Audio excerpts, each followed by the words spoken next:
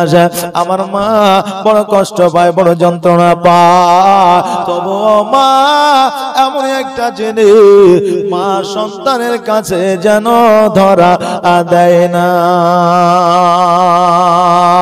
ওই আমার মা বোনেরা, আমার নবীজি যেন মাকে ছেড়ে যেতে চায় না। আমার আমিনা বলতেছে, বেটারে আজকে যাও যাও যাও, তোমার আব্বা জানের সঙ্গে সাক্ষাৎ করবে বলে এসেছ, আজকে তোমার আব্বা জানের কবরটা জিয়ারত করবে বলে এসেছ, যাও রে যাও, তোমার আব্বা জানের কবরটা জিয়ারত করে না, আমি এই জায়গায় একটু আরাম করে নি, বিশ্রাম করে নি। আমার নবীজি মাকে ছেড়ে যেতে চায় না, কিন্তু মা যে আমার নবীকে পাঠায়। মা যখন বারবার বলল আমার নবীজি তন্দা ঈমান হইলে, এবার তন্দা ঈমান হওয়ার পরে আমার নবীজি যেন আব্বা জানের কবরের দিকে যায়, আর একবার মায়ের দিকে তাকায়, একবার আব্বা জানের কবরের দিকে তাকায়। এই দিকে আমার আল্লাহ ডাক দিয়ে বলে, আজরাইল আর দেরি করিও না, দেরি করিও না, যাও যাও যাও, দুনিয়ার মধ্যে চলে যাও, জমিনের মধ্যে চলে যাও, আর আমার আকা মওলা মুহাম্মদ রাসূলুল্লাহ সাল্লাল্লাহু তাআলা আলাইহি ওয়াসাল্লাম আমার হাবিবের মায়ের জানটাকে তুমি কবজ করে নিয়ে আসো। আজরাইল বলে, আল্লাহ গো, আজকে আমার নবীজির মায়ের জানটা কবজ করলে আমার নবী তো দুনিয়ার মধ্যে এতিম হয়ে যাবে, আমার নবী তো দুনিয়ার মধ্যে বড় একা হয়ে যাবে, আমার নবীকে দেখার মতো আর কেউ থাকবে না। আমার আল্লাহ বলে, আজরাইল আমি যেটা জানি তুমি সেটা জানো না। আজরাইল রে, আমি যখন আদম তৈরি করি তখন আমি জগতে ফেরেশতা অনেক পাঠিয়েছিলাম, কেউ জমিন থেকে মাটি আনতে পারে না। ও আজরাইল, তোমাকে যখন আমি পাঠিয়েছিলাম তুমি মাটির আর্তনাদ, মাটির কান্না তুমি শোনো না, তুমি মাটি নিয়ে এসেছিলে, আর সেই দিন থেকে তোমাকে দায়িত্বখানা দেওয়া হয়েছে মানুষের জান কবজ করা। সেই দিন থেকে তোমাকে চাকরি দেওয়া হয়েছে মানুষের জানটা কবজ করবে। ও আজরাইল,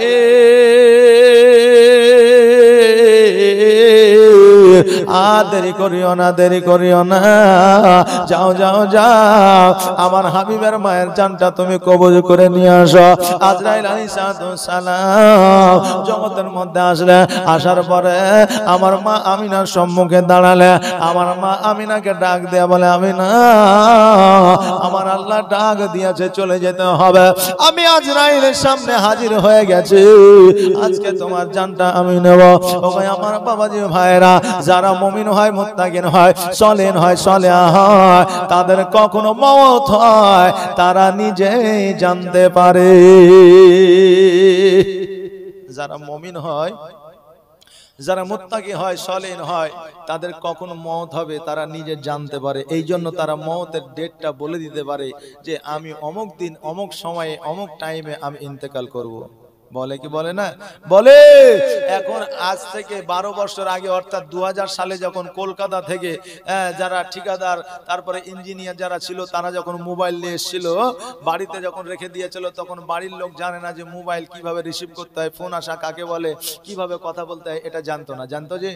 জানতো না। এবার হঠাৎ করে যদি ফোন চলে আসছিল, তখন বলছে, বেটা দেখ কি হলো, কি ব্যাপার, কি যেন বেজে উঠলো, কারণ ও তো জানে না, সিগন্যাল তো বোঝে না, নাকি বলে। এবার ছেলে সিগন্যাল বোঝে, আয়সা রিসিভ করে কথা বলতে লাগলো, হ্যালো কে বলছেন, কি ব্যাপার, কি সমাচার, নাকি বলে বলতে লাগলো।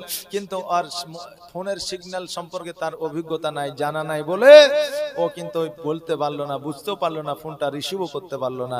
ঠিক তেমনি যারা মুমিন হয়, মুত্তাকিন হয়, সলেহীন হয়, পরেশগার হয়, তাদের আপনার মওতের সিগন্যাল তাদের জানা আছে। যখন মওতের সিগন্যাল তারা পেয়ে যায়, তখন তারা জানতে পারে যে আমি আর বেশি দিন জগতের মধ্যে নাই। বাবজি ভাইরা আমার, আল্লাহ পাক রব্বুল আলামিন শুধু মুমিনকে নয়, প্রত্যেকটা বান্দা বান্দিকে মওতের সিগন্যাল দিয়ে দেয়। জোরে বলেন সুবহানাল্লাহ। কেউ জানতে পারে আর কেউ পারে না। এখন আল্লাহ প্রত্যেককে একটা করে সুযোগ দেয়। প্রত্যেকটা মানুষকে একটা করে সুযোগ কিন্তু আমার আল্লাহ দেয়, ধনী হওয়ার, বড়লোক হওয়ার, কর্মের জন্য, কাজের জন্য একটা সুযোগ আমার আল্লাহ দেয়, কিন্তু কেউ পারেনি তো কেউ পারে না। একজন বলছে, আল্লাহ আপনি তো সবাইকে টাকা দিয়েছেন, সম্পদ দিয়েছেন, পয়সা দিয়েছেন, সবকে দিয়েছেন, তা আমাকে কেন দেননি? আল্লাহ বলছে, তোমাকেও দিয়েছিলাম, তুমি নিতে পারোনি। বলে, তা কি করে হয়? আমার দাও। আল্লাহ বলছে, এক কাজ করবে, হাজীগঞ্জ থেকে জিয়াগঞ্জ আমাইপাড়া রাস্তা পর্যন্ত যাবা, রাস্তার মধ্যে দেখবে এক বস্তা টাকা পড়ে থাকবে। ও বুঝলেন সকালবেলায় রেডি হয়ে বের হয়ে গেছে, রাস্তা দিয়ে চলতে চলতে চলতে চলতে কিছু দূর যাওয়ার পরে তার একটু মনে এসে যে আচ্ছা কানারা কেমন করে হাঁটে। আমাদের আগে মনে হয়তো না চলতে চলতে যে আমরা তো চোখ আছে বলে আমরা হাঁটতে পারছি, তো কানারা কি করে হাঁটে, এরকম চিন্তা ছিল। তো ও বলছে কানারা কেমন করে হাঁটে, চোখটা বন্ধ করে কিছু দূর যাওয়ার পরে ও উঁচালাটায় পা পড়েছে, অমনি যেন আছাড় খেয়েছে। ও বলছে যে হ্যাঁ, এটা এইভাবে কেন হাঁটা হয়? হ্যাঁ, কানা হয়ে কি হাঁটা হয়? কানারা যে কিভাবে হাঁটে? এই বেরাদার, কানারা যেসব জায়গা ঘুরেছে আপনি চোখ থাকতেও ঘুরতে পারবেন না, যে আপনি চোখ থাকতেও পারবেন না। কানাদেরকে স্মরণ শক্তি আমার আল্লাহ এত দিয়েছে বাবজি ভাইরা। তো ও বলছে কানার মতো করে হাঁটা যায়। আমায় পাড়াতে যাই বলছে যে আল্লাহ কই টাকার বস্তা তো পাইলাম না।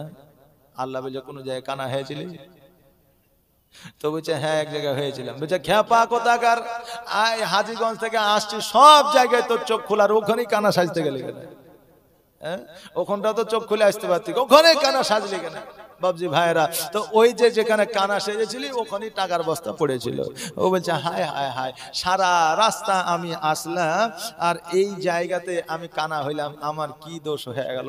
বাবজি ভাইরা, তো আল্লাহ প্রত্যেকে একটা সুযোগ দেয়, কেউ সুযোগ নিতে পারে আর কেউ পারে না। বাবজি ভাইরা, সবাই তো আর পড়ালেখা করতে পারে না। জি, এখন কারো নসিবে লেখা আছে, কারো নসিবে লেখা নাই। সবাই আলেম হইতে পারে না, সবাই মৌলবি হইতে পারে না। কত মৌলবি, কত ছেলে পিলে গেল বুঝলেন মাদ্রাসায়, আর কতজনা যে ঘুরে চলে এলো তার কোনো ঠিক নেই। জি, কতজনা গেল আর কতজনা চলে এলো, কারণ ওটা ওর দোষ না, হয়তো তার নসিবেই নাই। জি, হয়তো তার কপালেই নাই। বাবজি ভাইরা, তাই আসেন আল্লাহ পাক রব্বুল আলামিন প্রত্যেককে একটা করে সুযোগ দেয়, কেউ সুযোগ নিতে পারে আর কেউ নিতে পারে না। বিরাদার মিল্লাত ইসলামিয়া, সবাই কিন্তু সবার ছেলেকে কিন্তু আবার ওই হাফেজে কোরআন এবং আলিম করতে পারে না। পারে? লাখ টাকা থাকতে পারে, কোটি টাকা থাকতে পারে, কিন্তু আলেম বা হাফিজ করতে পারে না। আমার রাসূলে পাক সাল্লাল্লাহু তাআলা আলাইহি ওয়াসাল্লাম বলেছেন, দুনিয়ার মধ্যে ওই বাপ সবচাইতে ভাগ্যবান যার সন্তান নিজের জানাজা পড়ায়। জোরে বলেন সুবহানাল্লাহ। যে বাপের জানাজা নিজের সন্তান পড়ায়, তার চাইতে ভাগ্যবান জগতের মধ্যে আর কেউ নাই। বাবজি ভাইরা, তাই আমরা এখন বর্তমানে আলেম আমাদের ছেলেদের করতে পারি না। আচ্ছা বলেন, লো কোয়ালিটি আর হাই কোয়ালিটির দোয়া আছে না নাই বলেন তো? লো কোয়ালিটি আর হাই কোয়ালিটি আছে। দোয়া, স্পেশাল দোয়া আর নরমাল দোয়া আছে। আপনি বলবেন হুজুর দোয়া তো দোয়াই হয়, তো নরমাল আর স্পেশাল দোয়ার কি আছে? বেরাদার, আপনি যখন মারা যাবেন, দেশের ইমাম, গ্রামের মৌলবি যখন আপনার জানাজাটা পড়াবে, তখন 10 মিনিটে পড়িয়ে দেবে আল্লাহু আকবার, আল্লাহু আকবার, আল্লাহু আকবার, আসসালামু আলাইকুম। কথা কি বুঝতে পারলেন? আর আপনার নিজের বেটা যখন জানাজা পড়াবে, কমসে কম আধ ঘন্টা লাগবে। কারণ ওই ইমামের যে, ওই সন্তানের যে আবেগ, ওই আবেগ কিন্তু ইমামের থাকবে না। থাকবে? ওই সন্তানের যে ব্যথা বাপের প্রতি, সেই ব্যথা কিন্তু গ্রামের কোনো মৌলবি থাকবে না। থাকবে? থাকবে না। এই জন্য আমার রাসূল বলেছেন, পৃথিবীর মধ্যে ওই ব্যক্তি সবচাইতে বড় ভাগ্যবান যার নিজের সন্তান তার জানাজা পড়ায়। জোরে বলেন সুবহানাল্লাহ। এই জন্য আমি বলবো যে সন্তান যদি একটা থাকে, পোতা যদি একটা থাকে, লাতি যদি একটা থাকে, তো কিছু করান আর না করান, একটা আলেম বানান, একটা আলেম বানান, মৌলবি বানান। হয়তো জগতের মধ্যে তার সম্মান, হয়তো জগতের মধ্যে হয়তো সম্মান পাবে না, কিন্তু এই পৃথিবীর বাদ দিয়ে পরের পৃথিবীতে ও সম্মানের অধিকারী হবে। কারণ হইল জগতের মধ্যে মাস্টার করান, প্রফেসর করান, ইঞ্জিনিয়ার করান, আমি কালকেই বলেছি যে এই সার্টিফিকেট শুধু দুনিয়াতেই কাজে লাগবে, দুনিয়াতে কাজে লাগবে।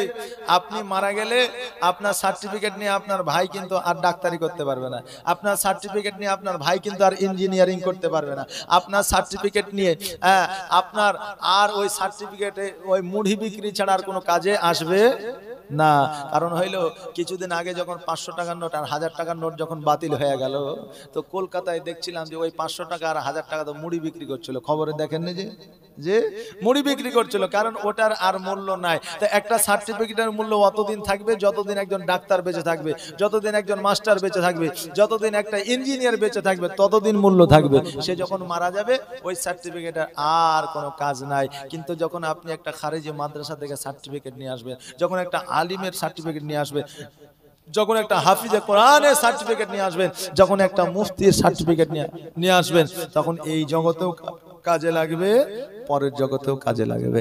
যখন আপনাকে কবরে শুইয়ে দেওয়া হবে, ডান দিকের মাটি বাম দিকের মাটি যখন চাপ দিবে, কোরআন গিয়ে হাজির হয়ে যাবে। এই কবর, এ ছিল দুনিয়ার মধ্যে আলিম ছিল, দুনিয়ার মধ্যে মুফতি মুহাদ্দিস ছিল, দুনিয়ার মধ্যে হাফিজে কোরআন ছিল। একে ডান দিকের মাটি বাম দিকের মাটি চাপ দেওয়া যাবে না, কারণ কোরআনের আয়াত এর সিনার মধ্যে ছিল। জোরে বলেন সুবহানাল্লাহ। অতএব দুনিয়ার মধ্যে আপনি সব কিছু হাসিল করলেন, আমি বানা করব না যে মাস্টার হয়েন না, ডাক্তার হয়েন না, ইঞ্জিনিয়ার হয়েন না, কিন্তু তার সাথে সাথে কমসে কম কোরআন শরীফটা শিক্ষা নেন। কমসে কম কোরআন শরীফটা। আপনাদের দেশে একটা মসজিদ, একটা মাদ্রাসা আছে আমি জানি, কারণ বহুদিন আগে 2 বছর বা 3 বছর আগে আমি একবার মাদ্রাসাতে এসেছিলাম, বুঝলেন। তা আপনাদের এলাকায় মাদ্রাসা আছে এটা আমি জানি। আপনাদের সন্তানদের মাদ্রাসায় পাঠান, কমসে কম কোরআন শরীফটা শিখুক, কমসে কম কোরআন শরীফটা শিখুক। কারণ কোরআন শরীফ যদি আমাদের শিক্ষা থাকে তো দেখবেন আমাদের অনেক কাজে পাওয়া যাবে। এই যুবকরা আজকাল কোরআন শরীফ শিখে না, মসজিদে যায় না, মাদ্রাসায় যায় না, এখানে যায় না, ওখানে যায় না। এই জন্য এমন একটা সময় আছে যে সময়টায় দেখবেন যে অপমানও হয়ে যায়। অনেক জায়গা হয় না, নতুন জামাই বিয়ে হয়েছে, শ্বশুর বাড়ি গেছে, জুম্মার দিন শাশুড়ি বলছে যে হ্যাঁ গো জামাই নামাজ পড়তে যাবে না? তো বলছে নামাজ পড়তে যাবো তো দূরের কথা, নামাজ কিভাবে পড়ে তাই তো জানে না। অনেক ছেলে আছে জানে, নামাজ জানে না, আছে না নাই? আছে। জোহর আসর মাগরিব এশা কাকে বলে তাও জানে না। হঠাৎ করে একজন ফোন করছে যে মৌলভী সাহেব আমার বাড়িতে আপনাকে দাওয়াত দিতে হবে। কবে? বলো অমুক দিন। কোন সময়? তো বলছে সন্ধ্যার পরে। আমি বললাম কিসের উপলক্ষে? তো বলছে পোতার মুসলমানি দেবো। তার মানে ওর বয়স কম্পালসারি 55 থেকে 60 হবে, না হলে তো 50 হবে নাকি বলে। বলছে পোতার মুসলমানি। তা আমি বললাম যে ঠিক আছে মাগরিবের পরে পৌঁছে যাব। তো ও ঘুরিয়ে বলছে মাগরিব কোনটাকে বলে? একদম বাস্তব কাহিনী বলছে আপনাদের।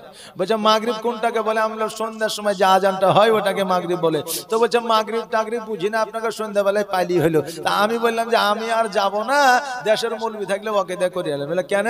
বলে 55 বছর বয়স হলো মাগরিবের আজানটা বোঝেন না। তা আমি যা 3 ঘন্টা ওয়াজ করলে 2 ঘন্টা ওয়াজ করলে এখান থেকে আপনি কি শিখবেন? এখান থেকে কি শিখবেন? অতএব দেশের ইমামকে নিয়ে আপনি মিলাদ ফাতিহা সেরালেন। বাবজি ভাইরা আমি আর যাইনি। তো এইরকম জগতের মধ্যে লোক আছে না নাই? আছে। আমরা মুসলমান দাবি করি, হায় হায় হায়। এবার এই যুবক বলছে যে মা আমি তো জীবনে মসজিদ যাইনি, নামাজও পড়িনি, নামাজ কেমন করে পড়ে আমি তাও জানি না। বলছে খেপা কথাকার, নামাজ পড়া আবার শিখতে হয়। মসজিদে যাবে, দেখবে যে যেমন ভাবে নামাজ পড়ছে দেখে দেখে পড়ে নিবে। আচ্ছা এরকম মুসল্লি আছে না নাই? মসজিদে গেল, আল্লাহু আকবার, তাকায় যাবো মানে কটা ফ্যান আছে, কখানে ইট আছে, কটা মসজিদে আপনার ফুটে আছে, সব দেখে ও। মানে ওর গন্তি হয়ে গেছে। ওকে যদি বলে দে কটা ফ্যান আছে, চট করে বেরিয়ে দেবে 16টা। মানে ও নামাজে যা গয়না গয়না মুখস্থ করে থেকে আছে। কথা বুঝলেন না? তা এইরকম ব্যক্তি আছে। এখন তো নতুন মুসল্লি কিছু আছে বুঝলেন, জীবনে 5 ওয়াক্ত মসজিদে যায় না, শুধু শুক্রবারের দিন যায় তো পোতাকে সাথে করে, পোতাকে সাথে করে। এবার পোতাকে পাশে দাঁড় করিয়ে দিয়েছে, ও নামাজ পড়তে দাঁড়াচ্ছে, আল্লাহু আকবার। পোতা পাশে থেকে লুঙ্গি ধরে টান দিচ্ছে, দাদু হে তো বুঝাই দাঁড়া, নামাজের সময় দাঁড় জ্বালাইস না। মানে ও নামাজে আছে, আর ও বুঝে নামাজের সময় জ্বালাইস না, চুপ করে দাঁড়া। বুঝে দাদু হে পেশাব ফিতে যাবো, বলে দাঁড়া পরে যাস। ওই বাচ্চা ছেলে কি জানে না, বুঝে না কোনটা মসজিদ আর কোনটা মাদ্রাসা, ওখানে অনেকে পোতাতে পেশাব করে বসে থাকছে। এরকম আছে না? নাই আছে। তুমি একদিনও মসজিদে যাও না, তার জুম্মায় একদিন যাচ্ছে তো পোতাকে বাইন্ধে। বাবজি ভাইরা আমাদের পরিস্থিতি হলো এইরকম। এই জামাই কিন্তু চিন্তা করে, হায় রে আমি তো নামাজ না পড়তে গেলে আমাকে ছাড়বে না। তো বলছে যে এক কাজ করেন, তাহলে একটা লুঙ্গি দেন। শ্বশুরের একটা নতুন লুঙ্গি আপনার বাহির করে জামাইকে দিয়েছে। জামাই আবার লুঙ্গিটা পইরে মসজিদে আইসা দেখছে যে কাকে দেখে নামাজ পড়বো। তো দেখছে ইমাম সাহেব বসে আছে, তো ইমাম সাহেবের পেছনেই দাঁড়ায়।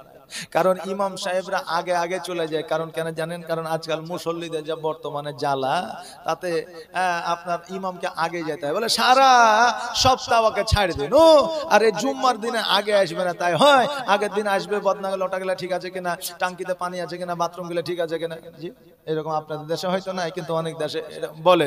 যাই হোক, হ্যাঁ, তো এবার আপনার জি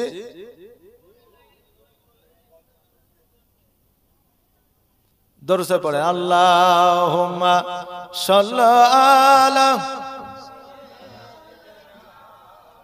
মাওলানা মুহাম্মাদ ওয়া আলা আলি মাওলানা মুহাম্মাদ। জীবনীটা টাইনবো, জীবনের সাথে সাথে আমাদের একটু এগুলা না থাকলে হবে না। আপনি আপনার মতো বলবেন, আপনি আপনার মতো বলবেন, তাতে আমার কিছু যায় আসে না। কারণ হইল যে এর সাথে একটু আমাদের একটু কথা লাগে।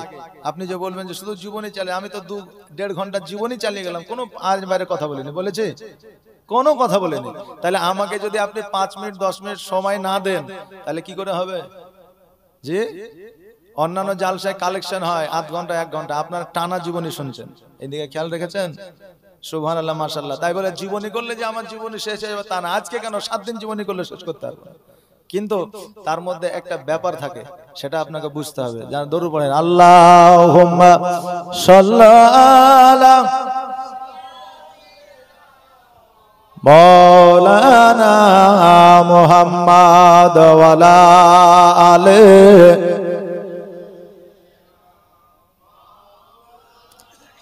মুহাম্মাদ। এই বাবাজি ভাইরা, আমি যেটা বলছিলাম, হযরতে নবী পাক সাল্লাল্লাহু তাআলা আলাইহি ওয়াসাল্লাম একবার আব্বা জানের কবরের দিকে তাকায়, একবার পেছন দিকে তাকায়, আর আল্লাহকে ডাক দেয়, বলে আল্লাহ গো,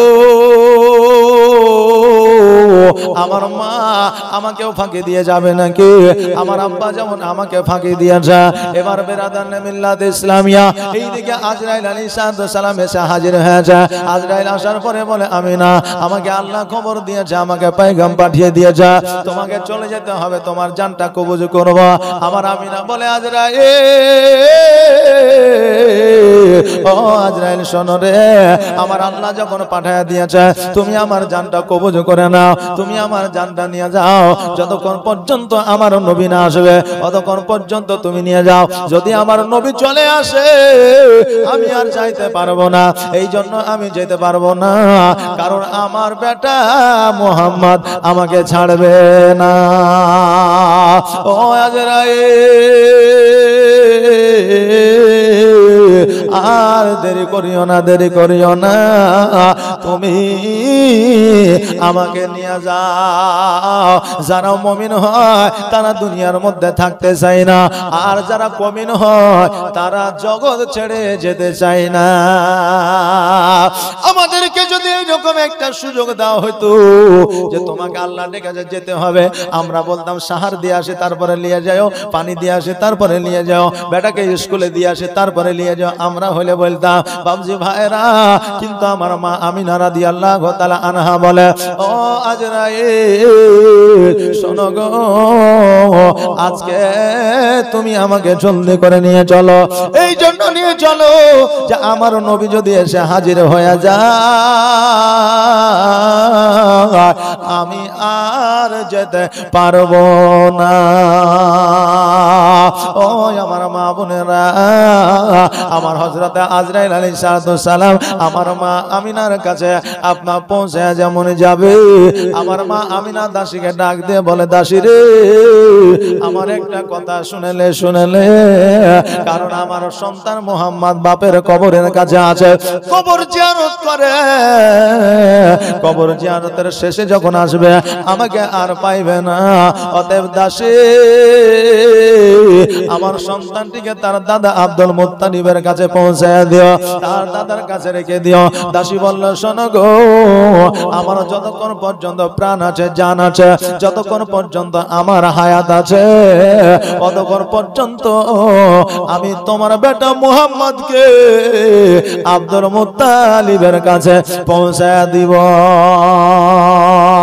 ও বাবাজি ভাইরা, আমার মা আমিনা রাদিয়াল্লাহু তাআলা আনহা জানটা জানো হযরতে আজরাইল আলাইহিস সালাম নিয়ে চলে গেলে একবার আওয়াজ দিয়ে বলেন ইন্না লিল্লাহি ওয়া ইন্না ইলাইহি রাজিউন। নয়ন মেলিয়া দেখিনি চাহিয়া মরণ আমার তো কাছে হায়, মরণ আমার তো কাছে হায়।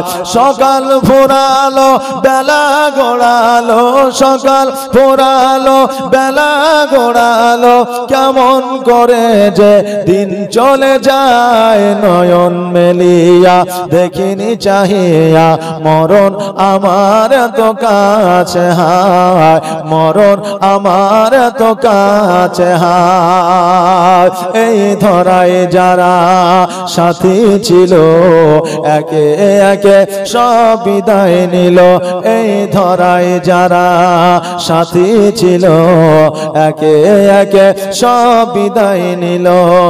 এ কথা আমি ভাবিনি কখনো, এ কথা আমি ভাবিনি কখনো, কখন আমার মরণ এসে যায় নয়ন মেলিয়া দেখিনি চাহিয়া মরণ আমার তো কাছে হায়, মরণ আমার তো কাছে হায়।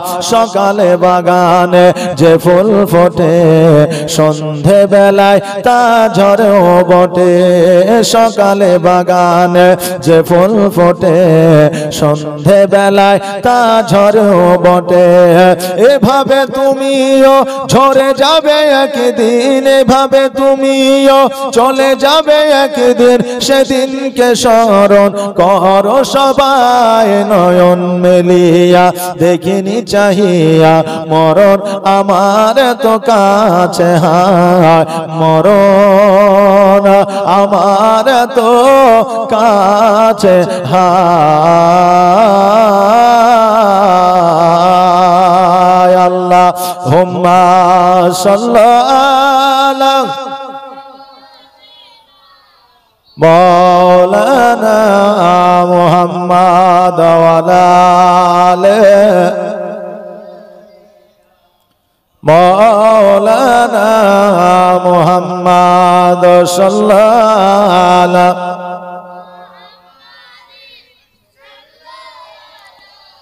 মোহাম্মদ হরদম জবান পাক নামে মোহাম্মদ হরদম জবান শফিয়ানা মোহাম্মদ। ও বাবাজি ভাইরা, আমার হযরতে আজরাইল আলাইহিস সালাম মা আমিনার জানটা কবজ করে নিয়ে যেন চলে গেল। এইদিকে আমার নবী পাক সাল্লাল্লাহু আলাইহি ওয়াসাল্লাম যেন বাবাজি ভাইরা আব্বা জানের কবরটা জিয়ারত করলো। আব্বা জানের কবরটা জিয়ারত করার পরে আমার মা আমিনার কাছে যেন পৌঁছে গেল। মা আমিনার কাছে পৌঁছে যায় মা আমিনাকে আমার নবীজি মা মা মা বলে ডাকে, কিন্তু মা যেন আর সাড়া দেয় না। দাসী বলে মুহাম্মদ তোমার মা আর সাড়া দিবে না, এই জন্য সাড়া দিবে না যে তোমার মা জগতে না। আমার নবীজি দুই চোখের পানি ছেড়ে দিয়ে কান্দে, আল্লাহ গো আমি নবী বড় ইতিম হয়ে গেলাম, আমি নবী আমি বড় একা হয়ে গেলাম। মা না আব্বা নাই জগতের মধ্যে, আমাকে কে দেখবে, আমাকে কে গোসল বানিয়ে দিবে, আমাকে কে পোশাক পরাইয়া দিবে, আমাকে কে রান্না করে দিবে। ও গো মা আজকে আমাকে বড় একা করে গেলে গো মা। আজকে আমি নবীজি আমি কার দাঁড়ে দাঁড়ে ঘুরবো, আমি কার কাছে যাব গো মা। ও মা বলো বলো আমি নবী বড় এতিম হয়ে গেলাম। নবী আমার কান্দে, নবীর কান্না দেখিয়া দাসী নবীকে বোঝায়, কিন্তু নবী যেন আমার বোঝে না। কান্দিয়া কান্দিয়া আমার নবীজি যেন মায়ের দাফন কাফনের ব্যবস্থা ওই মাকামে আবওয়াই করলেন। জোরে বলেন সুবহানাল্লাহ। আমার নবীজি মাকামে আব্বা মায়ের দাফন কাফন করিয়া উটের পৃষ্ঠে চাপিয়া দাসীকে লইয়া যেন মক্কায় প্রবেশ করেছে।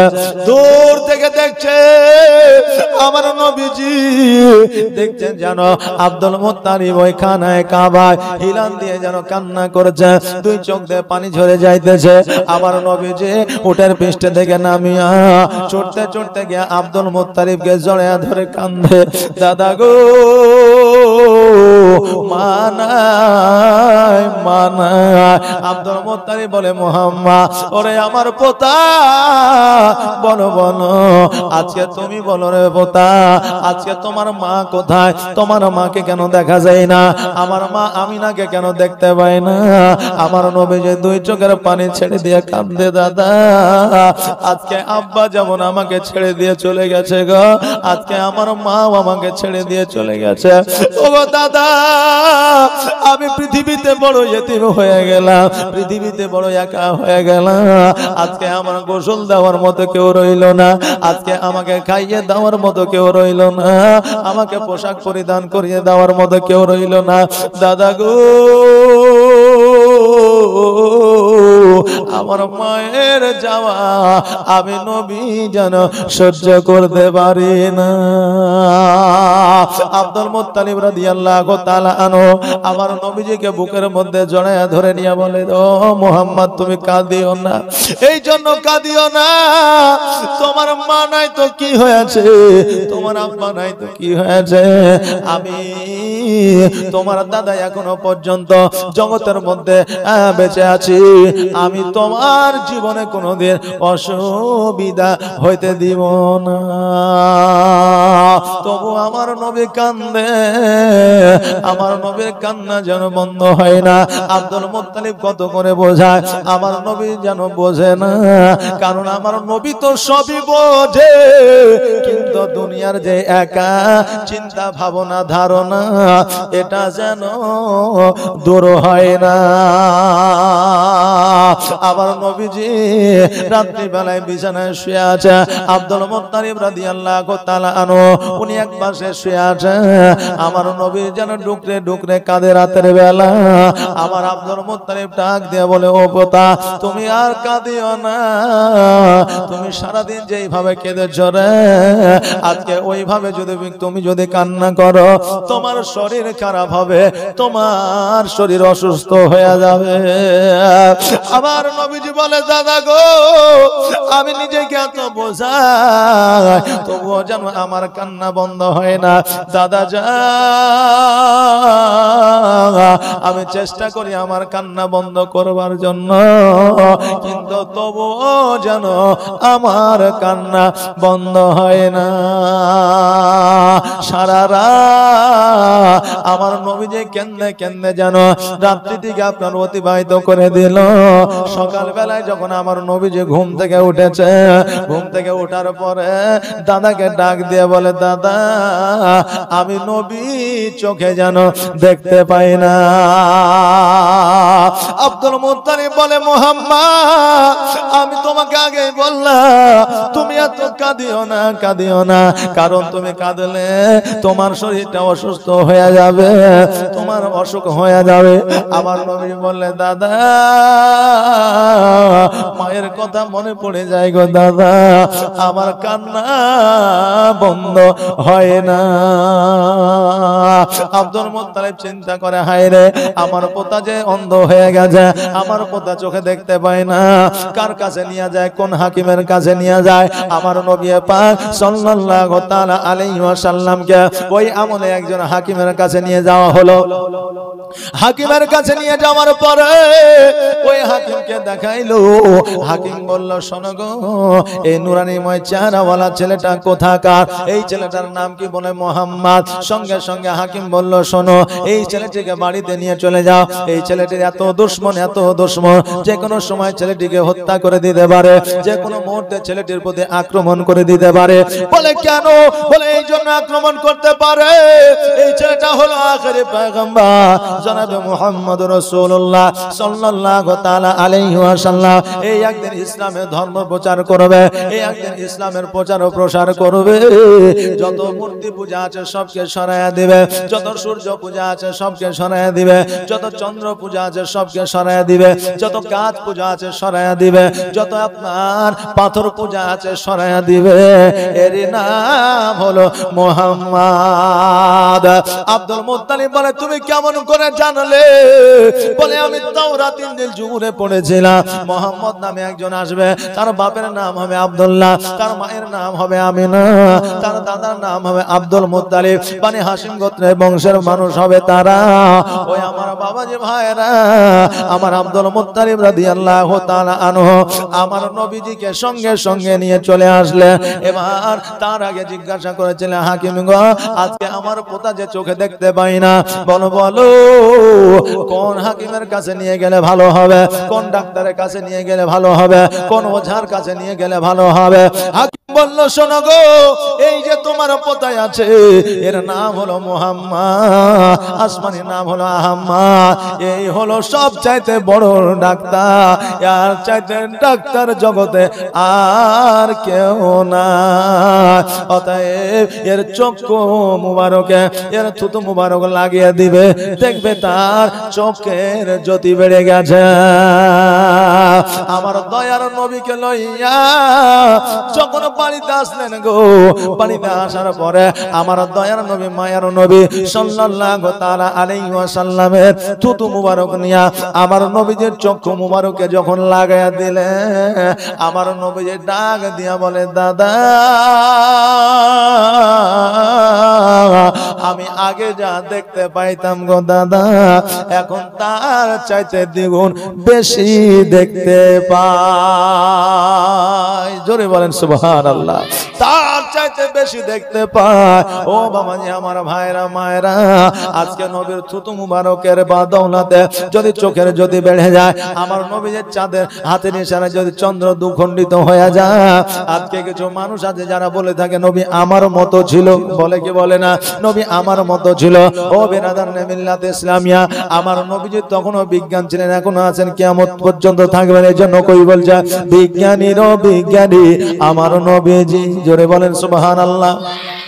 বিজ্ঞানীরও বিজ্ঞানী আমার নবীজি। এমন একটা দয়ার নবী আর হবে কি, এমন একটা মায়ার নবী আর পাইবা কি? বিজ্ঞানীদের বিজ্ঞানী আমার নবীজি। বিজ্ঞানীরা রথের যুগে আকাশেতে যায়, আর আমার নবী রকেট ছাড়া মেরাজেতে যায়। জোরে বলেন সুবহানাল্লাহ। বিজ্ঞানীরা এখন রথের যুগে আকাশে যেছে, রকেট আছে, প্লেন আছে, সবকিছু আছে। আজকে চাঁদের দেশে গেল রাকেশ শর্মা, তাই সারা দেশে পপুলারিটি অর্জন করলো। আর আমার নবী আজকে থেকে 1442 হিজরি আগে মেরাজে গিয়েছিলেন, ঊর্ধ্বগমনে গিয়েছিলেন, আল্লাহর সঙ্গে দিদার করেছিলেন। আর আজকে ওই নবীর কথা বললে কিছু মানুষের গায়ে জ্বালা ধরে। জোরে বলেন নাউজুবিল্লাহ। তাই কই বলছে বিজ্ঞানীরা রথের যুগে আকাশেতে যায়, আর আমার নবী রকেট ছাড়া মেরাজেতে যায়। ওরে এই যুগে কি এমন বিজ্ঞান আর হবে কি? ওরে এই যুগে কি এমন বিজ্ঞান আর হবে কি? বিজ্ঞানীদের বিজ্ঞানী আমার নবীজি। বিজ্ঞানীদের বিজ্ঞানী আমার নবীজি। আবু বকর সিদ্দিকের সাপে কামড়াইলো, আর আমার নবীর থুতু দিয়া ভালো হয়ে গেল। মক্কা থেকে যখন মদিনায় হিজরত করছেন, তা আবু বকর সিদ্দিকের সাপে কামড়েছিল। তা আবু বকর সিদ্দিককে যখন সাপে কামড়াইলো, তো সারা শরীর বিষে আপনার সবুজ বর্ণ হয়ে গেল। তো নবী আমার জিজ্ঞাসা করে কি ব্যাপার আবু বকর, তোমার চোখে পানি? বলে হুজুর সাপে দংশন করেছে। নবী আমার থুতু মুবারক লাগিয়ে দিলেন। আবু বকর বলছে খোদার কসম করে বলি, নবী যখন থুতু মুবারক লাগিয়ে দিলেন তা আমার বিষ পানি হয়ে গেল। জোরে বলেন সুবহানাল্লাহ।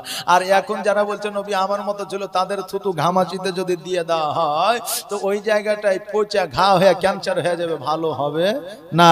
শুধুমাত্র তাই নয়, এখন ডাক্তারের কাছে নিয়ে গেলেও আগে 10টা ইনজেকশন দেয়, তারপরে রক্ত পরীক্ষা করে, তারপর বলে যে রোগীটা বাঁচবে না মরবে, নাকি বলেন? হ্যাঁ। আর নবী আমার তখন কেমন ডাক্তার ছিলেন যে থুতু মুবারক দিয়েছেন তো বিষ পানি হয়ে গেছে। তাই বলছে আবু বকর সিদ্দিকের সাপে কামড়াইলো আর আমার নবীর থুতু দিয়ে ভালো হয়ে গেল। ওরে এই যুগে কি এমন ডাক্তার আর হবে কি? ওরে এই যুগে কি এমন ডাক্তার আর হবে কি? বিজ্ঞানীদের বিজ্ঞানী আমার নবীজি, বিজ্ঞানীদের বিজ্ঞানী আমার নবীজি, এমন একটা দয়ার নবী আর হবে কি? এমন একটা মায়ার নবী আর পাইবা কি? বিজ্ঞানীদের বিজ্ঞানী আমার নবীজি, বিজ্ঞানীদের বিজ্ঞানী আমার নবীজি।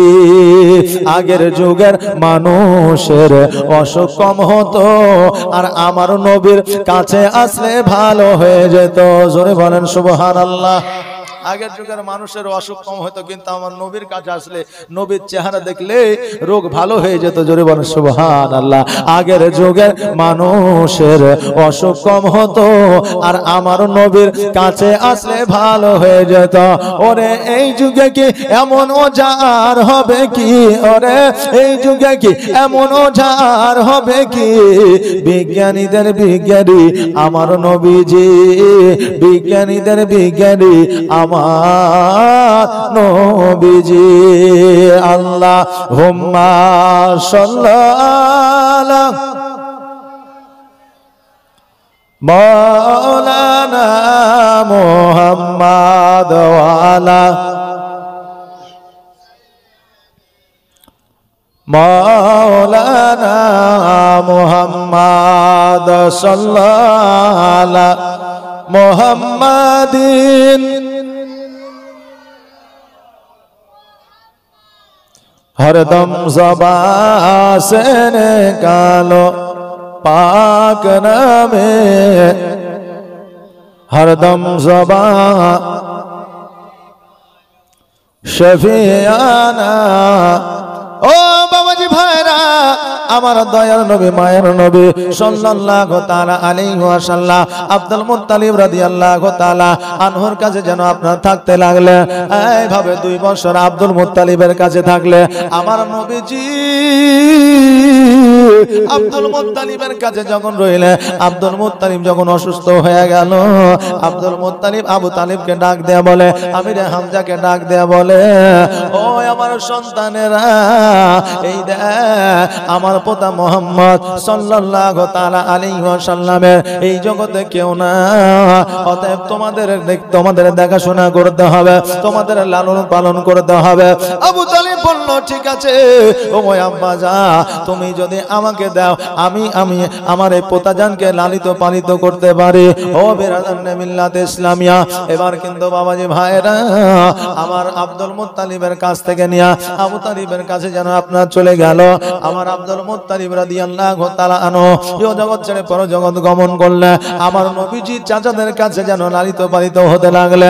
আমার নবীজি সাল্লাল্লাহু তাআলা আলাইহি ওয়াসাল্লাম যখন আপনার যুবক অবস্থায়, নবীজি যখন আমার যুবক অবস্থায় এই 2 বছর করে আমার নবীজি যেন আপনার লালিত পালিত হইতে লাগলে।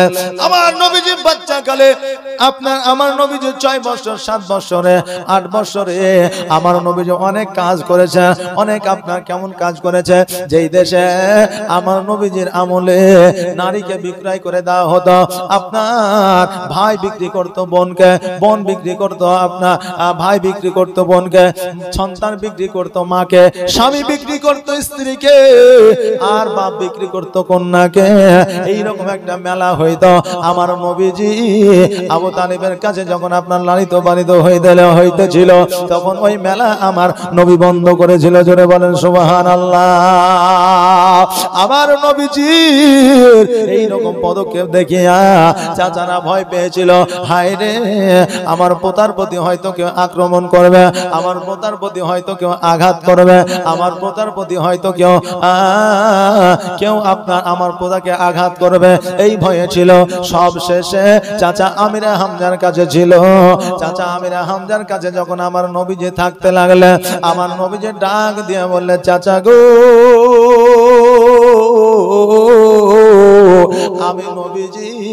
আমি কাজ ও কর্ম করতে চাই, কারণ এইভাবে আমি আর দিনগুলো অতিবাহিত করতে চাই না।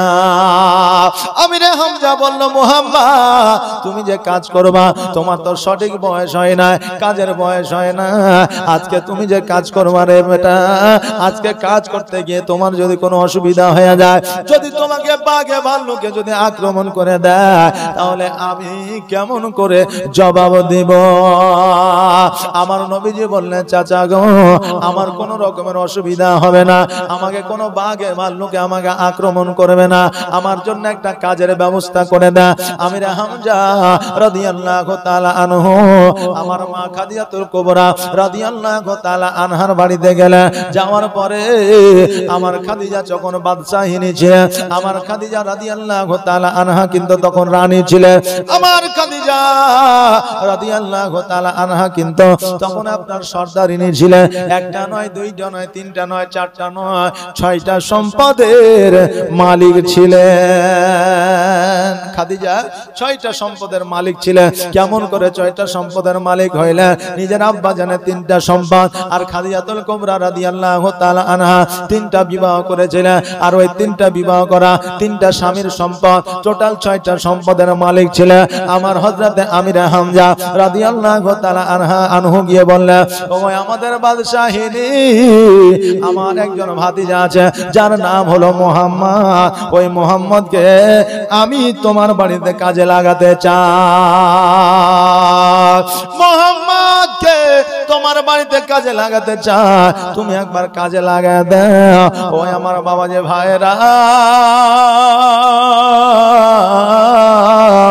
খাদিজাতুল কুবরা রাদিয়াল্লাহু তাআলা আনহা বলে, শোনো গো, আমার বাড়িতে কোনো কাজ নাই, এখন একটা মাত্র কাজ আছে, যে কাজটা হলো ছাগল চড়ানো। একটা মাত্র কাজ আছে, যে কাজটা হলো ছাগল চড়ানো। আমার নবী পাক সাল্লাল্লাহু তাআলা আলাইহি ওয়াসাল্লাম বললেন, আমি ওই কাজটা করতে রাজি। আমার আমিরে হামজা বললেন, মুহাম্মদ তুমি, তোমার এখনো বয়স হয়নি, তুমি এতগুলো ছাগল তুমি চড়াতে পারবে না, আর এতগুলো ছাগলের দায়িত্ব তুমি নিয়ে না। কারণ খাদিজার বাড়িতে 4টা রাখাল ছিল, 4টা রাখালে ছাগলগুলো সামলাতে পারেনি, তাই তোমাকে একটা রাখাল, তুমি একটা আছো, যে এখন আর কোনো রাখাল নাই, তোমাকে একাই চড়াতে হবে। নবী আমার বললে তাতে রাজি। নবী আমার বললেন তাতে রাজি।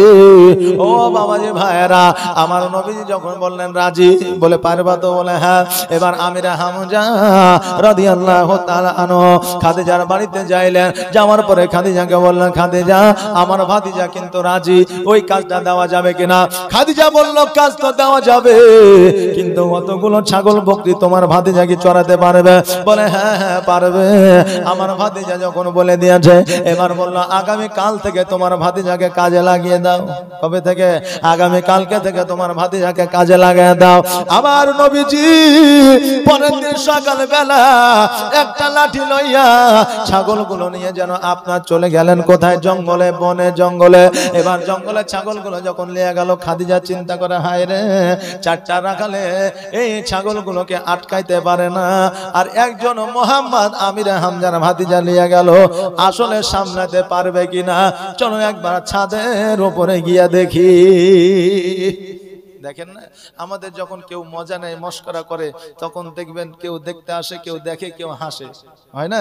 তো খাদিজাতুল কুবরা রাদিয়াল্লাহু তাআলা আনহা বললে যে 4টা রাখালে আমার ছাগলগুলো দেখতে পারে না, হ্যাঁ সামলাইতে পারে না, আর একটা ছেলে যার বয়স হয়নি এখনো ছাগল চড়ানো, বকরি চড়ানো কাজ করা, সেই ছেলেটি এসছে আমার ছাগল চড়াইতে।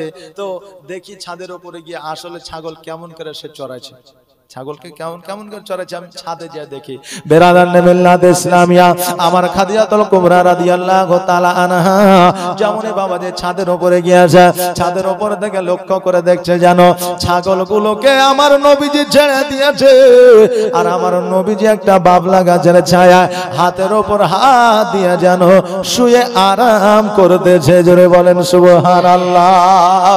খাদিজা অবাক হয়ে গেলেন, হায় রে, 4টা রাখালে এতগুলো ছাগল সামলাতে পারে না, আর একটা রাখালে ছাগল সামলায়, অতএব ছাগলের পিছে ঘুরে না, ছাগল নিজে নিজে চরে আর মুহাম্মদ এক জায়গায় শুয়ে আছে। কেন ছাগলগুলো চরে? নবীকে কেন জ্বালায় না? কারণ আমার নবীকে দুনিয়ার মানুষ তোরা চিনলি না, কিন্তু ছাগলে চিনল, বকরিতে চিনল, হরিণে চিনল, বাঘে চিনল। ও খাদিজা, আমার নবীজি বলেছিল খাদিজা রে, আজকে ওই ছাগল বকরিগুলো আমাকে এই জন্য জ্বালায় না, কারণ হইল আমার ওই ছাগল বকরিগুলোতে তারা আলোচনা করে নিয়েছিল, মিটিং করে নিয়েছিল। দেখ রে দেখ, এতদিন আমাদের যারা চড়াইতে ছিল তারা ছিল রাখাল বাগান, আজকে যারা যে আমাকে চড়াতে আসছে সে হলো সারা দুনিয়ার নেতা, ইহ জগতের বাদশাহ, পর জগতের বাদশাহ। ওই নবী আমাদের চরণ করবে। অতএব আমাদের দ্বারা যদি কোন রকমের বেয়াদবি হয়ে যায় আমরা জবাব দিতে পারবো না। অতএব ছাগলের নেতা, ছাগলের সর্দাররা বলল, ও ছাগলের দল শোনো রে, আমার নবী যতদিন পর্যন্ত আমাদের চরণ করবে ততদিন পর্যন্ত কোনো কারো ফসলে যাওয়া যাবে না, আমার নবীকে বিরক্ত করা যাবে না। আমার নবী যেন আমাদের জন্য যেন দ্রুত বেগে কোনো জায়গায় না যাইতে হয়। ছাগলেদেরও সর্দার আছে না নাই? জি, বানে জঙ্গলে দেখবেন বাঘেদেরও সর্দার আছে, শিয়ালেরও সর্দার আছে, জঙ্গলের সর্দার আছে না নাই? আছে। বাবজি ভাইরা, আমার মায়েরা, ও আমার বিরাদার মিল্লাতে ইসলামিয়া, এইদিকে আমার খাদিজাতুল কুবরা রাদিয়াল্লাহু তাআলা আনহা ছাদের উপরে তাকায়া যেন দেখে, আর এইদিকে আমার নবী পাক সাল্লাল্লাহু তাআলা আলাইহি ওয়াসাল্লাম একটা জায়গায় যেন আরাম করে। হঠাৎ করে দেখছে যেন একটা সাপে আমার নবীজির মাথার উপরে ফনা তুলেছে। আবার খাদিজা চিল্লায় ডাক দেয়া বলে, সৈন্যরা যাও যাও যাও, ওই দেখো মুহাম্মদের মাথায় একটা সাপে ফনা তুলে দিয়েছে রে, আর ওই সাপটাকে তোমরা তাড়ায় দাও, নইলে মুহাম্মদকে দংশন করে দিবে। সৈন্যরা ছুটতে আরম্ভ করে দিয়েছে। ছুটতে ছুটতে আসি দেখছে যেন নবী একাই শুয়ে আছে, সাপের কোনো দেখা নাই, সাপ নাই, নবী একাই শুয়ে আছে। এখন সৈন্যরা এসে বলছে যে মোহাম্মদ, এই জায়গায় নাকি সাপ আছে, আমাদের রানী বাদশাহিনী পাঠাইলো। নবী আমার বলছে, এই জায়গায় সাপ তোমরা দেখেছো? বলে না। বলে যখন দেখোনি তখন তোমরা চলে যাও, কোনো চিন্তা, কোনো টেনশন নাই। বাবজি আমার ভাইরা, সকল সৈন্যরা চলে আসলো, সাপ যেন দেখতে পাইলো না। এইদিকে আমার নবী যে ছাগল বাগল গুলো চড়াইয়া যেন আপনার খাদিজাতুল কুবরা রাদিয়াল্লাহু তাআলা আনহার বাড়িতে আসলেন। আর আসার পরে আমার খাদিজা জিজ্ঞাসা করে, আমি যে ছাদের উপরে দাঁড়াইয়া দেখলাম তোমার মাথার উপরে একটা সাপ ছিল, কিন্তু আমার সৈন্যরা যখন গেল তখন ওই সাপটা কেন দেখতে পাইল না? নবী আমার বলে, খাদিজা, আমি যখন ওই জায়গায় শুয়েছিলাম, আমি ওই গাছের নিচে শুয়েছিলাম, ওই বাবলা গাছের ছায়া, ওই বাবলা গাছের ছায়াতে ছিলাম। বাবলা গাছের উপর দিয়ে একটা সূর্যের কিরণ আমার মুখের উপরে পড়তেছিল, আর ওই সূর্যের আলোটা রুখার জন্য সাপে আমার মুখে ফনা তুলে ছায়া করেছিল। ও মাঝি পাল তুলে দে, আরে হেলা করিস না, ও মাঝি পাল তুলে দে, আরে হেলা করিস না, ছেড়ে দে নৌকা মাঝি যাব মদিনা, ছেড়ে দে নৌকা মাঝি যাব মদিনা। ও মাঝি পাল তুলে দে, আরে হেলা করিস না, ও মাঝি নৌকা ছেড়ে দে, আরে হেলা করিস না, ছেড়ে দে নৌকা মাঝি যাব মদিনা। আমি দেখব মদিনা, আমি যাইব মদিনা, আমি দেখব মদিনা, আমি যাইব মদিনা। মক্কায় নবী এলো মা আমিনার ঘরে, হাসিলে হাজার মানিক, কাঁদিলে মুক্তা ঝরে। জোরে বলেন সুবহানাল্লাহ। মক্কায় নবী এলো মা আমিনার ঘরে, হাসিলে হাজার মানি কাঁদিলে মুক্তা ঝরে। দয়ার নবী যার সহায়, দয়ার নবী যার সহায়, তার কিসের ভাবনা, ছেড়ে দে নৌকা মাঝি যাব মদিনা, ও মাঝি পাল তুলে দে, আর হেলা করিস না ও মাঝি পাল তুলে দে, আর দেরি করিস না ও মাঝি নৌকা ছেড়ে দে, আর দেরি করিস না, ছেড়ে দে নৌকা মাঝি যাব মদিনা। আল্লাহুম্মা সাল্লাল্লাহু মাওলানা মুহাম্মাদ ওয়ালা মাওলানা মুহাম্মাদ সাল্লাল্লাহু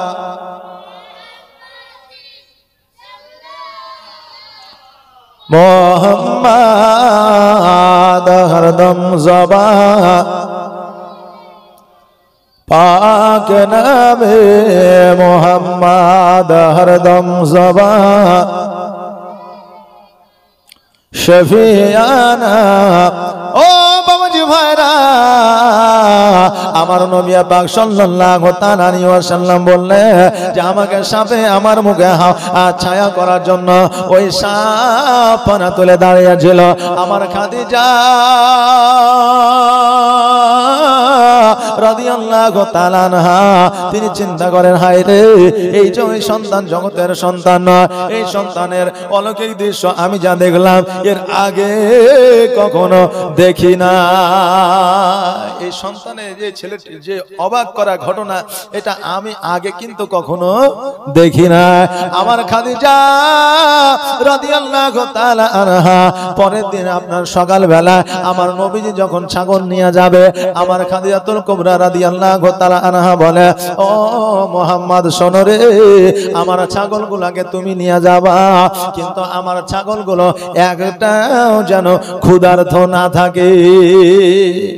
এতগুলো ছাগল আমি তো দেখলাম যে নবীর অলৌকিক দৃশ্য আছে, তো মুহাম্মদের এই অলৌকিক দৃশ্য দেখি যে এতগুলো ছাগলকে সে ঠিকভাবে চরণ করিয়ে নিয়ে আসতে পারে কিনা। খাদিজা বললেন, মুহাম্মদ তুমি যে ছাগলগুলোকে নিয়ে যাবে, তো ছাগলগুলো একটাও যেন ক্ষুধার্ত না থাকে। নবী আমার বললেন, ঠিক আছে। কি বললেন? বললে ঠিক আছে। আমার নবী পাক সাল্লাল্লাহু তাআলা আলাইহি ওয়াসাল্লাম ছাগলগুলোকে নিয়ে গেলেন এই বন জঙ্গলের মধ্যে। আমার খাদিজাতুল কুবরা রাদিয়াল্লাহু তাআলা আনহা ছাদের উপর থেকে যেন দেখে আমার নবীজি যেন বসে আছে, ওই ছাগল বকরিগুলো যেন চড়তে আছে। ওই ছাগল বকরিগুলি যখন অন্যদিকে চলে যায়, আমার নবী ছাড়া আমার নবীর হাতে যে লাঠিখানা ছিল, ওই লাঠিখানা যেন নিজে নিজে চলে যায় আর ছাগলগুলোকে যেন ঘোরাইয়া দেয়। জোরে বলেন সুবহানাল্লাহ। খাদিজা দেখিয়া চিন্তা করে, হায় রে, এতগুলো ছাগল কেমন করে এই জায়গায় তাদের পেট পূরণ হতে পারে। আজকে দেখবো যদি ছাগলগুলোর পেট পূরণ না হয়, এ মুহাম্মদকে আর কাজে আমি রাখবো না। চিন্তা ভাবনা করে নিলাম। এবার ভাবছি, ভাইরা, সন্ধ্যাবেলায় যখন আমার নবীজি ছাগলগুলো নিয়ে আসলে, এবার প্রত্যেকটা ছাগল যখন চেক করা হচ্ছে, প্রত্যেকটা ছাগল যখন দেখছে যেন আমার প্রত্যেকটা ছাগলের পেট পূরণ হয়ে আছে, কোন ছাগলই যেন ক্ষুধার্ত নাই। আমার প্রাণের দয়ার নবী, তুমি দাও না কেন দেখা, তোমায় ছেড়ে আর কত কাল রইব আমি একা গো নবী, রইব আমি একা। আর দিবানিশি কেন্দে কেন্দে হলাম পাগল পারা,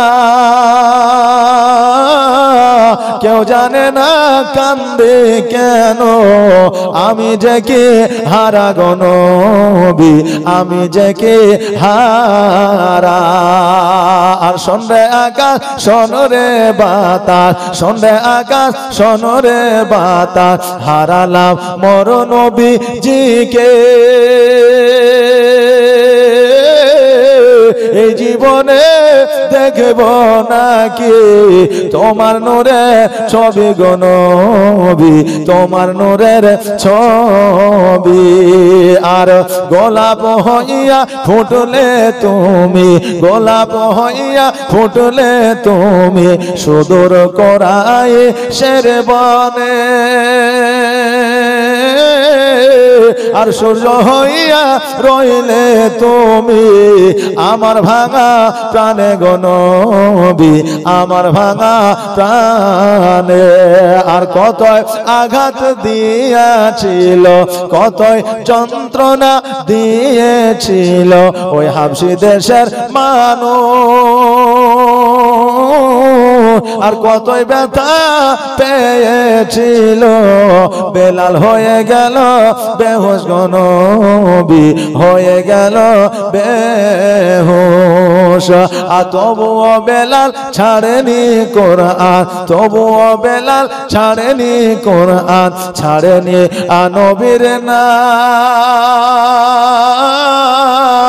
আর সবার প্রিয় দয়ার নবী, লেন হাজার সালাম গো নবী, লেন হাজার সালাম। আমার প্রাণের দয়ার নবী, তুমি দাও না কেন দেখা, আর তোমায় ছেড়ে আর কত কাল রইব আমি একা গো নবী, রইব আমি একা। আল্লাহুম্মা সাল্লি আলা